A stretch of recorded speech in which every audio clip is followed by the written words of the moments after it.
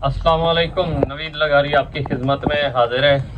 आज का जो हमारा टॉपिक है ना, वो प्रेग्नेंट गोट के ऊपर है कि प्रेग्नेंट गोट की खुराक क्या होनी चाहिए।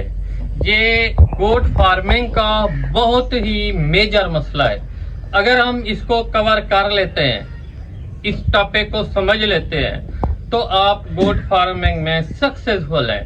अगर आप इस टॉपिक को नहीं समझ सकते, अगर आपकी समझ में नहीं आती ये बात कि बकरी है क्या और उसके बाद बकरी की खुराक क्या है, ये चीज़ें आपको समझ नहीं आती, तो फिर आप गोट फार्मिंग में कामयाब नहीं हो सकते। सबसे पहले जो रूल है बकरी का, वो ड्राई मैटर खुराक है। इवन किसी भी प्रोसेस में है, किसी भी उम्र में चल रही है, गबन है या नहीं है, और बकरी की तारीख हिस्ट्री देखी जाए तो स्टार्टिंग जो है, बकरी एक जंगली जानवर, घरेलू पालतू जानवर है। क्या है? जंगली घरेलू पालतू जानवर है।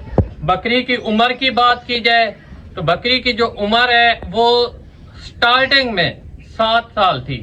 7 साल की उम्र तक आप बकरी को ज़िबा करते, उसकी कुर्बानी करते, या आपने उसे ज़िबा नहीं किया, 7 साल की उम्र तक पहुंचने से पहले बकरी क्या है, या 7 साल तक वो खुद ब खुद मर जाती थी। लेकिन हमारे नबी पाक सल्लल्लाहु अलैहि वसल्लम, हजरत मोहम्मद सल्लल्लाहु अलैहि वसल्लम ने जब से बकरियां रखी, उन्हीं की दुआ की बदौलत तो इसकी जो उम्र है 22 साल तक चली गई। और इस फार्म में और इस काम में, गोट फार्मिंग और बकरी को रसूल अकरम सल्लल्लाहु अलैहि वसल्लम की दुआ है।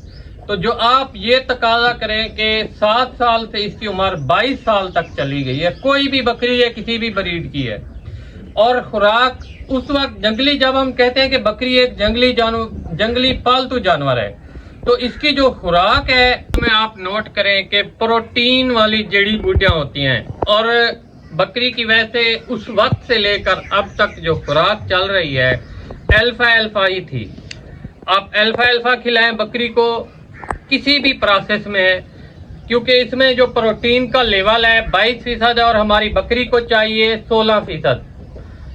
और इसके बाद जब हमारी बकरी गबन होती है, उस दौरान इसकी प्रॉपर खुराक ही अल्फा रहती है, और साथ में हमने इन्हें TMR खिलानी होती है। अगर आप खुद कहते हैं कि हम नहीं खिला सकते, अफोर्ड नहीं कर सकते, तो TMR आप जानते ही हैं। अगर किसी भाई को चाहिए, जहाँ से भी आप बैठे हैं, आपके घर होम डिलीवरी हो जाएगी। ये नहीं है कि मेरी अपनी है, मेरे उस्ताद मोहतरम के फार्म की, और बेहतरीन प्रोडक्ट है गोट लाइफ लाइन की। तो उसके बाद अगर आप नहीं अफोर्ड कर सकते, कमोबेश आप गंदम वाले दाने इनको खिला दिया करें, और साथ में गुड़ का भी इस्तेमाल कर दिया करें। कितनी मिकदार खिलानी है गंदम के दानों की? आपने कमोबेश, एक बकरी बड़ी बकरी है, उसके लिए डेली में आधा पाव नहीं तो 1 पाव लाजमी होना चाहिए डेली लाइफ में। और उसके बाद सरसों के ऑयल का आप इस्तेमाल करें। एक दिन छोड़ के दूसरे दिन 50 सीसी बड़ी बकरी को, छोटी बकरी को 30 सीसी। और उसके बाद जब बकरी इस प्रोसेस में गुजर रही हो, 3 मंथ से अबव हो, इस दौरान आपने बकरी के खुर नहीं बनाने। ये मैं बहुत मर्तबा आपको बता चुका हूँ, और खास तौर के ऊपर ग्रुप में देख चुका हूँ कि ये मिस्टेक बड़े बड़े शौकीन हजरात और बड़े ही पुराने फार्मर भी कर जाते हैं। इससे क्या होता है कि इनके खुर से, ये आप देखते पूरे बॉडी स्ट्रक्चर, ये इनका खुर है ना, पूरा बॉडी स्ट्रक्चर इसके ऊपर मुश्तमिल है। जब बकरी के खुर को तकलीफ पहुंचती है, फिर उसके बाद क्या होता है कि इनकी टांगे सोजिश में आ जाती हैं, उठने बैठने में मसला होता है, खाने पीने का भी मसला होता है, जिसकी वजह से बकरियां एबॉर्ट कर देती हैं, अबार्शन हो जाता है। तो आप इस नुकसान से बचें। 3 मंथ से अबव बकरी के कभी भी खुर ना बनाएं। खुराक अच्छी रखें, बिल्कुल अच्छी खुराक रखें, अल्फा। और उसके साथ आपको बताइए है, अपना अगर आप वंडा तैयार करना चाहते हैं, वंडे से बचें। देते रहे कि गंदम के दाने, आपको ये पता नहीं होता जो आप खुराक खिला रहे होते हैं उसमें टॉक्सिन कितना है, फफूंदी लगी हुई है। फिर ये होता है कि बंदा कहता है यार मेरी खुराक अच्छी थी, बकरियों के बच्चे मरे हुए पैदा हुए हैं, या बकरी ने 20 दिन निकाल लेते, उसने पहले ही बच्चे फेंक दिए।